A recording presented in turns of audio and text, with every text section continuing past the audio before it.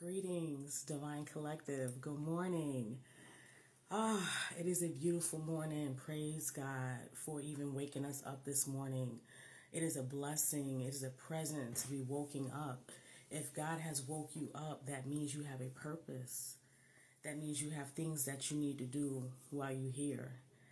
I come to you because I have dreams and goals that I am going to manifest. And I'm looking for my soul tribe to help me with this. I can't do this by myself. So I'm reaching out to all my light workers and earth angels and prophets, my kings, my queens. I'm reaching out to you because we have so much to do. You know, right now at this time in our world is complete and utter chaos. There's cries for help. People want to know, why am I here? What's going on? Like, what is my purpose in being here? We are all being awakened, and either we can choose to be awakened or we can choose to stay asleep. You know, this has nothing to do with status. This has nothing to do with race. This has nothing to do with anything that we have come up with as a human race that makes no sense. No sense when it comes to the divine and everything that is. And I have been divinely led, and believe me, this is a first for me to even put myself out there, but I had to be obedient when they said it's time. And even if I wasn't ready, and I really was not, it's time. So my establishment that I'm creating is called Souls Lit 888, and right now I'm doing it on TikTok, but my goal and my dream is to have an actual place, an establishment where people of all races and all creeds can come together to feed their souls, enlighten themselves. Whatever path that you choose in this life is your choice, but at the end of the day, it all comes to one. So I'm going to read an insert that I wrote before even coming on this platform, and I sit and I think about things and I just write. So there's so much that I look forward to sharing with you all.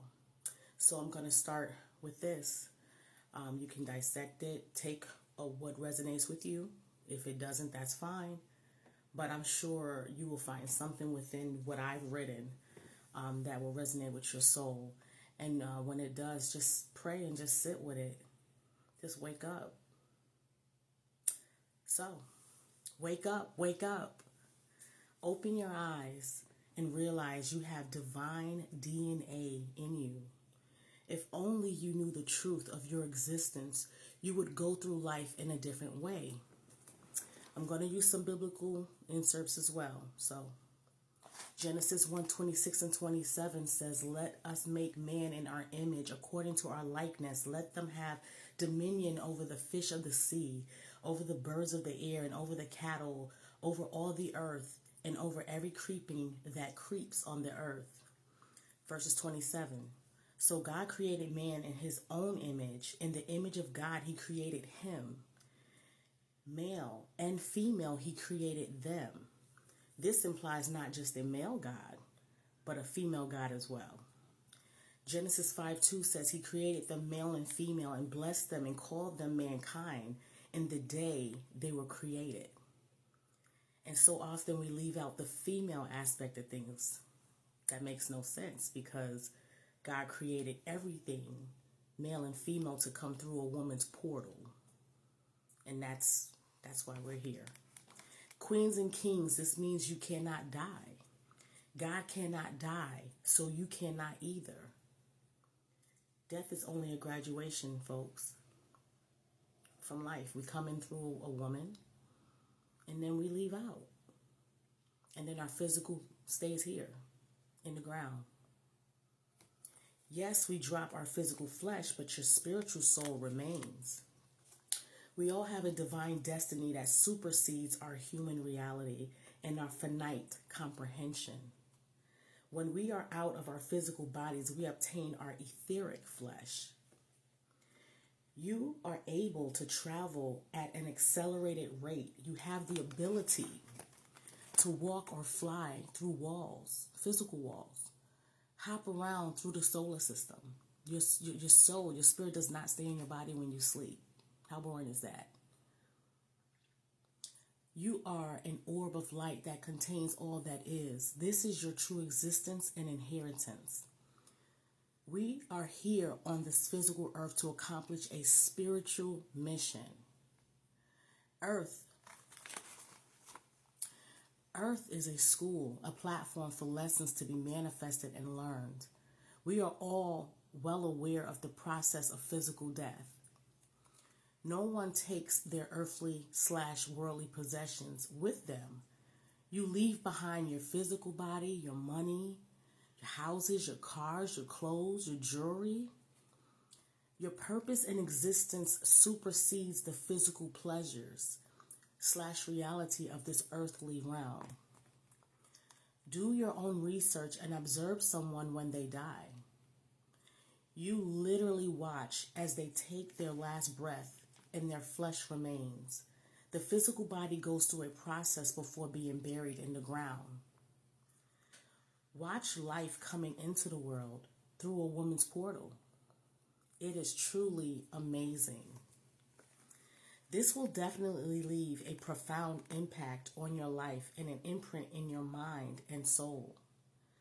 Allow your mind to process it and connect the dots in reference to your questions about self and your existence/purpose. As above, so below. Matthew 6:10, the emerald tablet of Hermes states that which is above is like to that which is below, and that which is below is like that is to that which is above. If you look into a lake, you can see the reflection of nature. It's likened to a mirror. Everything has a judicial system and order that flows. Just like what we physically see in our altered reality, it is the same in the other realms. Here we have to physically build things with our hands, with the resources the earth has supplied for free. Keyword is free, meaning we shouldn't be having to pay no rent or pay for no food. Listen. Anywho, on the other side, once it is thought of, it appears. So once those entities think of it, it appears. It's different from here on this earth realm. I thought to myself that the Bible is not the end-all be-all. We are descendants from it. And our lives and stories, etc., are being recorded and watched and will be told to future generations to come.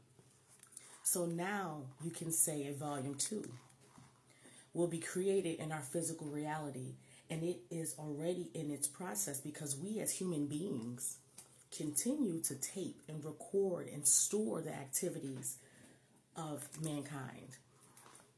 And the books that we write about ourselves and lives are likened to the stories in the first volume of the Holy Bible.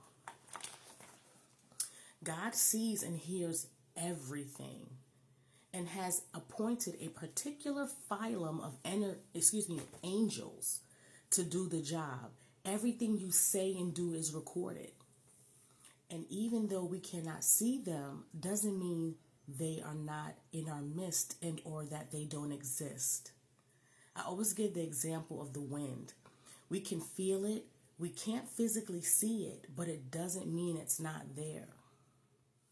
This observation came to me one day when I was meditating and figuring out life and my place in it. There should be no hunger or suffering in this world. All the money that is generated and given to elites and athletes and casinos and government activities should be shared with mankind. It makes no sense. We could cure a whole lot if everyone's intentions were right and their focus was put upon curing these issues. Mankind should be ashamed. Imagine if we left existence up to the human race. Oh my goodness. Look how we are managing life in our existence now. Look how we're treating each other. Look how we're saying, oh, well, this one race is better than the next race because, oh, black people, oh, well, we have melanin in our skin so we can stay under the sun, so we must be from God and the